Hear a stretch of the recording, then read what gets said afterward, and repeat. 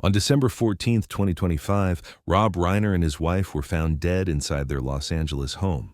The medical examiner classified both deaths as homicide, citing multiple sharp force injuries. Within hours, a judge ordered key records sealed at the request of investigators. No explanations. No timelines filled in, just a locked file and a nation watching. One arrest followed. Charges were filed, and then the silence widened. When the facts stop and the speculation begins, who controls the story? If you follow investigations where truth competes with noise, consider subscribing. This is not about solving a case. It is about how a confirmed death turned into a frenzy of narratives before the evidence was allowed to speak. Rob Reiner was not just a recognizable name. For more than 4 decades, he occupied a rare position in American culture, visible enough to be familiar to the general public, powerful enough to shape projects behind the camera, and outspoken enough to attract both admiration and hostility. His work crossed genres and generations, embedding itself into the collective memory of audiences who may not have followed his career closely, but still felt they knew who he was. That visibility matters. When public figures pass quietly, their deaths are often absorbed as footnotes. When figures like Reiner die suddenly, violently, and inside their own home, the event does not remain private for long. It collides with expectations. A life associated with control, influence, and longevity does not end this way in the public imagination. That mismatch is where the story begins to metastasize. The shock was not only that Rob Reiner died, it was how quickly the circumstances broke from the familiar script. A homicide classification immediately reframed the event from personal tragedy into public mystery. The involvement of law enforcement, followed by an arrest connected to the family, added another layer of discomfort. And then came the detail that changed the rhythm of the story entirely. Investigative records were sealed, while the case remained active. In the modern media environment, sealed information does not create patience. It creates pressure. News outlets report what they can confirm. Social platforms fill the gaps with inference. YouTube, in particular, thrives on unresolved narratives because uncertainty invites repetition. Each retelling promises clarity while quietly acknowledging that clarity is unavailable. Reiner's death arrived at the intersection of 3 forces that amplify speculation. First, familiarity.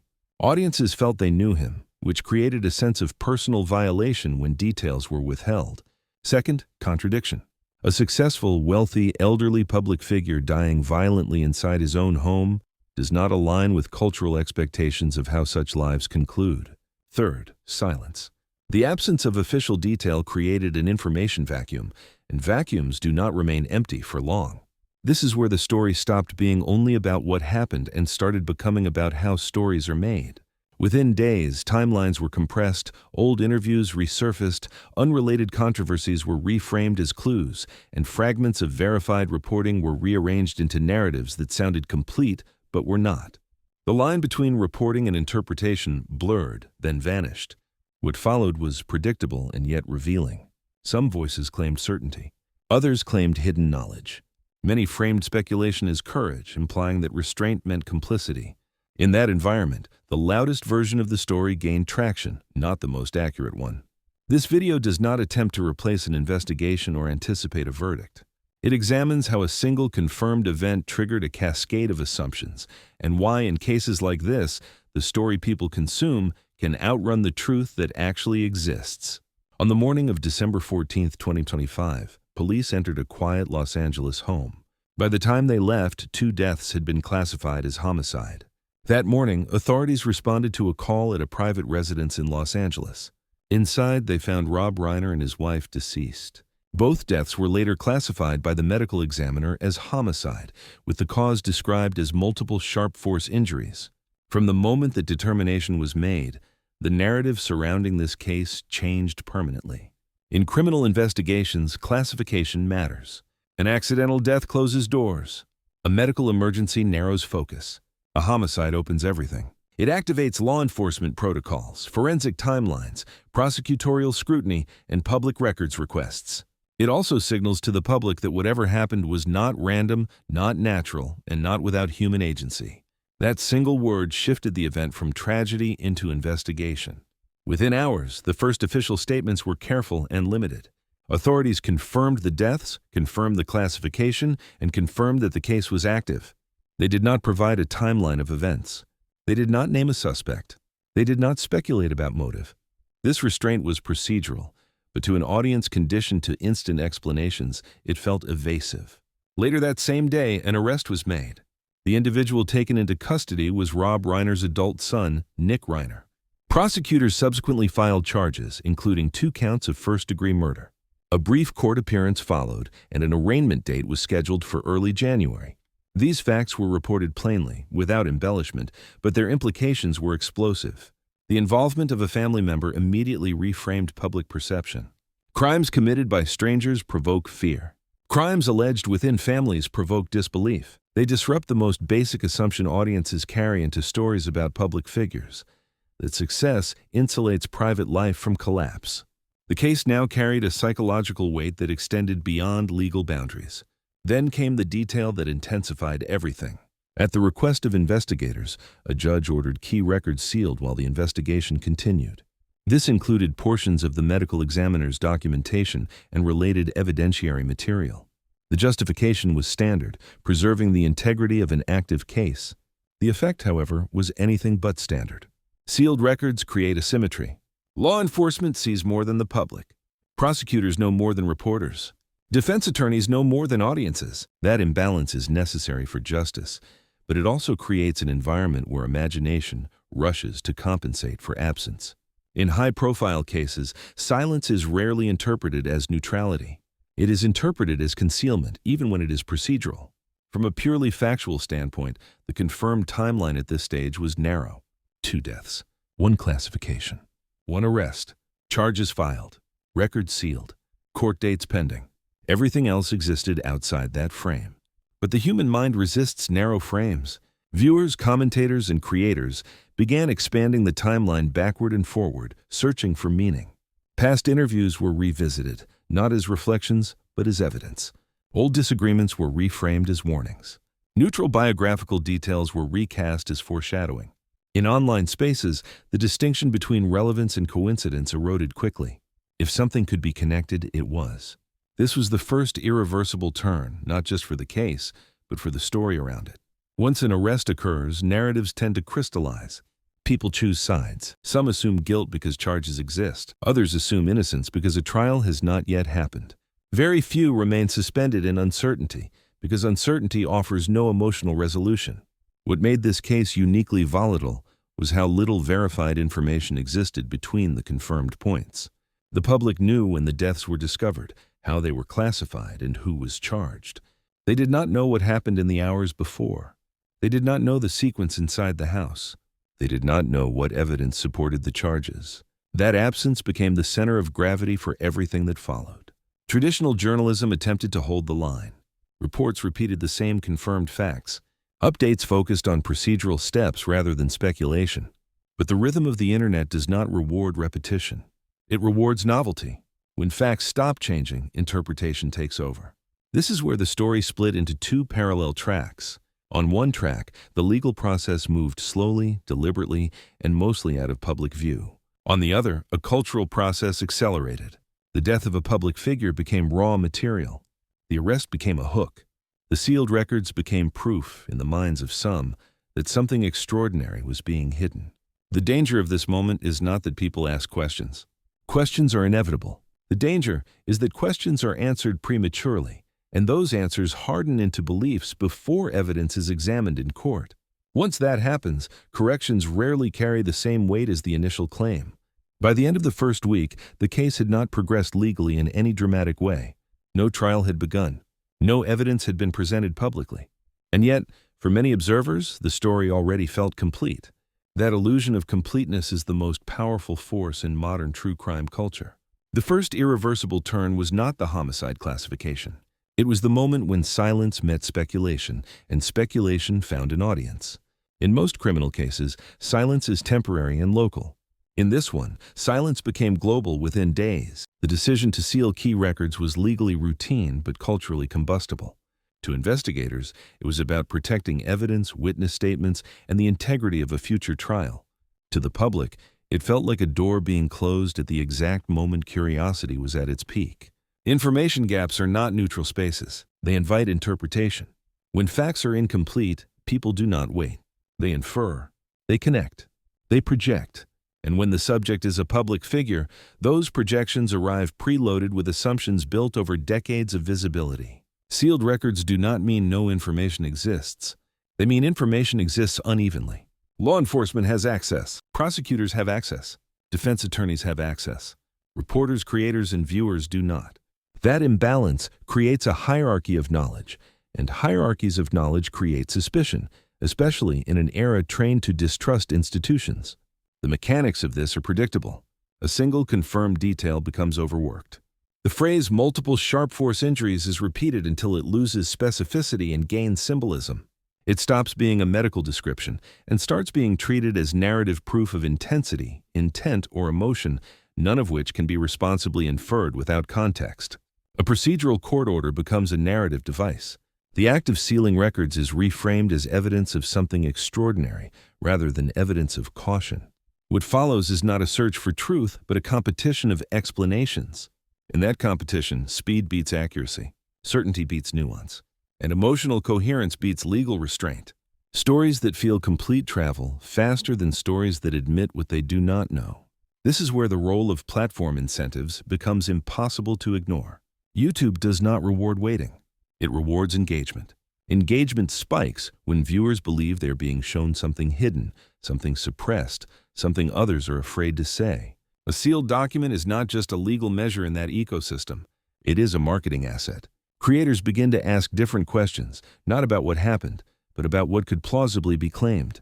Old footage is reframed. Public statements made years earlier are edited into new contexts.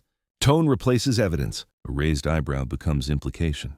A pause becomes confession. None of it requires fabrication. It requires only rearrangement. The audience, meanwhile, is not passive. Viewers arrive with expectations shaped by decades of true crime storytelling. They have learned narrative patterns. They anticipate motives. They look for psychological profiles. When official sources refuse to provide those elements, unofficial sources step in to supply them. Silence also alters the moral posture of speculation. When authorities speak, contradicting them feels risky. When authorities do not speak, speculation can be framed as bravery. The absence of official explanation becomes permission. In that space, restraint is reframed as compliance, and conjecture is reframed as truth-seeking. This is not unique to this case, but it is intensified by proximity. The alleged involvement of a family member collapses the distance audiences normally maintain. The story is no longer abstract. It becomes intimate, and intimacy lowers the threshold for judgment. Viewers do not ask whether they should know more. They ask why they are not being told more. The paradox is that the legal system moves slowly precisely because it understands the cost of being wrong. The public sphere moves quickly because it bears no such cost. A video can be deleted. A headline can be changed. A theory can be abandoned without consequence. The people involved in the case do not have that luxury. As days pass without new verified information, repetition takes over. The same facts are restated, then restated again, each time wrapped in slightly different language. Eventually, the framing becomes the story. People remember how they heard about the case more than what they actually know about it. This is the moment when speculation becomes self-sustaining. It no longer depends on new developments. It feeds on reaction. One theory prompts a rebuttal. The rebuttal prompts a counter. Each side claims rationality. Each accuses the other of bias. And the center, where uncertainty lives, disappears. What makes this phase dangerous is not that it exists, but that it hardens. Once audiences invest emotionally in a version of events, evidence that contradicts that version is experienced as threat rather than information. At that point, the investigation becomes secondary. The story has already been decided in the minds of many. The sealed records did not create speculation. They accelerated it. They transformed absence into meaning. And they shifted the focus away from process toward performance. By the time the legal system takes its next visible step, the public may already feel finished with the story. That dissonance between legal time and media time is where the deepest misunderstandings form. This chapter is not about defending silence or condemning curiosity. It is about recognizing the moment when a lack of information stops being a gap and starts becoming a narrative engine. Once the information gap was established, the story entered a new phase. This was no longer about what had happened, but about what could be made to sound plausible. The absence of verified detail did not slow the narrative. It reorganized it. What emerged was a rumor machine, driven not by a single falsehood, but by a pattern. The same pattern appears in almost every high-profile case where facts are scarce and emotions are high. 5 dominant narratives began to circulate. None of them required proof to spread. They required only familiarity, repetition, and confidence. The first was the motive narrative. This is the most instinctive response to violent crime. Viewers ask why before they ask how. In this frame, every known detail becomes potential motive material. Finances are examined. Estate planning is scrutinized. Past disagreements are reframed as fault lines. The word legacy is repeated until it starts to imply conflict by itself. What is rarely acknowledged is that motive is not evidence. It is a story device. Without corroboration, it explains nothing, but it feels explanatory, and that feeling is enough to carry it forward. The second was the psychological narrative. This version looks inward rather than outward. It assembles a portrait of mental strain, instability, or crisis using fragments of reported behavior and second-hand impressions. Old interviews are replayed. Anecdotes are isolated from context. Silence is interpreted as distress. The danger here is subtle. Psychological explanations can sound compassionate while quietly assigning causation. They allow speculation to masquerade as concern, and once framed this way, any contradictory fact is dismissed as surface-level misunderstanding. The third was the political narrative. This one had little to do with the deaths themselves and everything to do with public identity. Past statements were reintroduced as character evidence. Political disagreements were reframed as enemies. The tragedy was pulled into existing ideological conflicts, not because the facts supported it, but because those conflicts were already primed. In this narrative, the case was not a crime. It was a symbol. And symbols do not need evidence to function. The fourth was the coincidence narrative. This version thrives on timelines. It strings together unrelated events and presents proximity as meaning. A recent appearance, a resurfaced clip, a scheduling detail. None of these elements prove anything on their own, but when arranged sequentially, they create the illusion of pattern. Coincidence becomes foreshadowing. Timing becomes intent. This narrative is particularly persuasive because it feels analytical. It uses structure without substance. The fifth was the meta-narrative. This is the claim that the real story is being hidden. It does not require a specific theory. It requires only the assertion that official explanations cannot be trusted. In this frame, every denial is confirmation. Every sealed document is proof. Every delay is a cover. The meta-narrative is the most durable because it cannot be disproven. Its strength lies in its immunity to evidence. What all 5 narratives share is a common feature. They do not compete with each other. They coexist. Viewers can move between them without friction, adopting whichever version best fits their existing beliefs. This flexibility is not accidental. It is engineered by platforms that reward sustained engagement rather than resolution. The rumor machine does not invent facts. It repurposes them. A confirmed arrest becomes a placeholder for guilt. A sealed record becomes a sign of conspiracy. A lack of public statements becomes an admission of shame. Each step is small. Each step is defensible in isolation. Together, they create a complete story that feels earned, even though it rests on inference. Creators participating in this ecosystem often present themselves as cautious. They use phrases like reportedly, allegedly, sources suggest. But tone does more work than language. A raised voice, a dramatic pause, a thumbnail that promises revelation. These elements guide interpretation long before disclaimers arrive. By the time the caveats appear, the conclusion has already formed.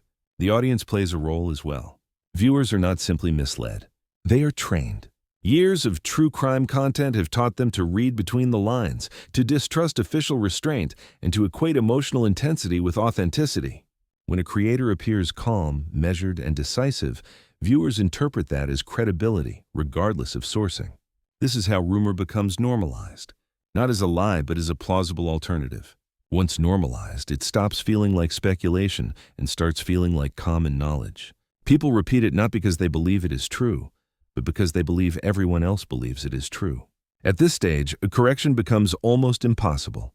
Any attempt to slow the narrative is framed as censorship. Any reminder of legal process is framed as naivety. The investigation is accused of lagging behind the truth, when in reality, the truth has not yet been established. What makes this especially troubling is that the people most affected by the outcome have no voice in this phase. They are advised to remain silent. Their silence is interpreted. They are bound by legal constraints. Those constraints are treated as suspicious. The imbalance of power shifts. The loudest voices gain authority not because they know more, but because they are willing to say more.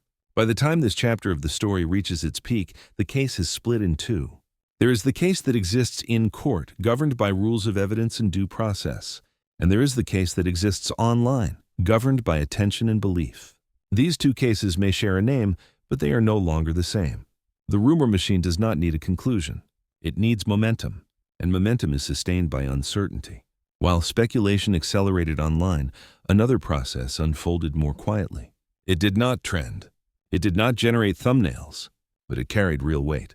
This was the human fallout, the phase where a life's work and a family's grief began colliding with a public narrative they did not control. In the days following the deaths, responses from colleagues and industry figures followed a familiar pattern. Statements were careful. Language was restrained. The focus was on contribution rather than circumstance. People spoke about decades of work, about influence, about presence. They avoided the case. They avoided conjecture. To some viewers, that restraint looked evasive. To those inside the industry, it was respect. This divergence matters. Public mourning and private mourning do not move at the same speed, and they do not serve the same purpose. Public mourning often demands explanation. Private mourning requires protection. When those two collide, the quieter one is often mistaken for indifference or guilt. As tributes circulated, a subtle tension became visible. Some viewers accused silence of complicity. Others accused remembrance of denial. The question underlying both reactions was the same. How can a legacy be honored when its ending is unresolved? In an environment driven by immediacy, unresolved feels unacceptable. What makes this phase particularly painful is that legacy is not an abstract concept. It is built from memory, repetition, and framing. When the final chapter of a life becomes the most repeated one, it begins to overwrite the earlier pages. For figures whose careers spanned decades, this compression can feel like erasure. There is also a structural imbalance at work. Institutions can afford patience. Individuals cannot. A studio can wait for a verdict. An archive can wait for clarity. A family cannot pause grief while speculation runs.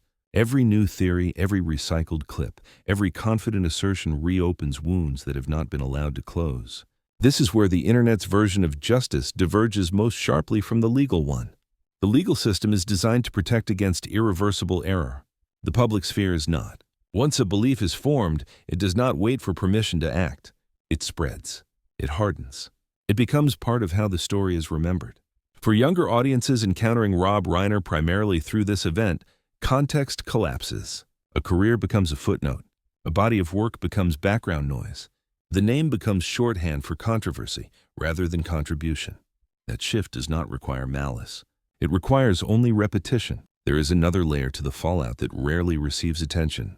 When a case becomes cultural property, it stops belonging to the people most affected. Every detail is debated. Every silence is analyzed. Every delay is interpreted. The humanity of those involved is replaced by roles in a narrative. Victim, suspect, icon, villain. None of these roles account for complexity. In this phase, even caution can be weaponized. Lawyers advising silence are framed as suppressors. Journalists adhering to verification are framed as complicit. Grief is framed as avoidance. The expectation is not truth, but performance. To speak is to be scrutinized. To remain silent is to be accused. This environment also distorts empathy. Viewers feel involved, even invested, but that investment is one-directional. It does not carry responsibility. When speculation is wrong, there is no recall. When assumptions collapse, there is no correction equal in reach to the original claim. The cost is absorbed by those who never consented to participate. Legacy in this context becomes fragile. It depends not only on what was done, but on what is said last and loudest. In earlier eras, time softened endings. Distance allowed reassessment. In the current cycle, endings are frozen mid-chaos and replayed indefinitely. The irony is that many of the values celebrated in tributes, patience, rigor, accountability are the same values missing from the speculative ecosystem surrounding the case. The contradiction is rarely acknowledged. It is easier to consume certainty than to sit with uncertainty. This chapter is not an argument for silence. It is an argument for proportion. A recognition that not every question can be answered on demand, and not every story benefits from acceleration. Some truths require time. Some processes require restraint. As the legal case continues on its own schedule, the cultural case has already moved on, carrying with it assumptions that may never be revisited. The outcome in court will matter, but it will arrive in a landscape already shaped by belief. What remains unresolved is not only what happened inside a house on a specific day, but how society chooses to remember a life when its final chapter is written in fragments. At this point, there is only one version of the story that deserves certainty, what has been officially confirmed. 2 lives ended violently. An investigation is active. Charges have been filed. A legal process is underway. Everything beyond that remains incomplete, no matter how confidently it is presented. And yet the public story already feels finished to many. That is the central contradiction of this case. The legal system is still assembling facts, while the cultural system has already assembled meaning. In the space between those 2 timelines, assumption has filled the role that evidence has not yet been allowed to occupy. This is not a failure of curiosity. It is a failure of patience. The modern audience has been trained to expect closure, to equate silence with deception, and to treat unresolved tragedy as an invitation rather than a boundary. In that environment, speculation does not feel reckless. It feels responsible. But responsibility without accountability produces distortion, not truth. Rob Reiner's legacy now sits at the intersection of 2 forces. One is slow, methodical, and constrained by rules designed to prevent irreversible harm. The other is fast, emotional, and unconstrained, driven by engagement rather than outcome. Which of those forces defines how he is remembered will depend less on the verdict than on whether audiences are willing to revise what they think they already know. There is a cost to getting this wrong, not just for the people directly involved, but for the public's relationship with truth itself. When belief hardens before evidence is tested, correction becomes almost impossible. Stories do not simply inform, they shape judgment. If you believe complex cases deserve time, context, and restraint, you can support work like this by liking the video and subscribing to the channel. Share your perspective in the comments, not with certainty, but with questions worth asking. Because the most important part of this story has not happened yet. And how it is received may say as much about us as it does about the case itself.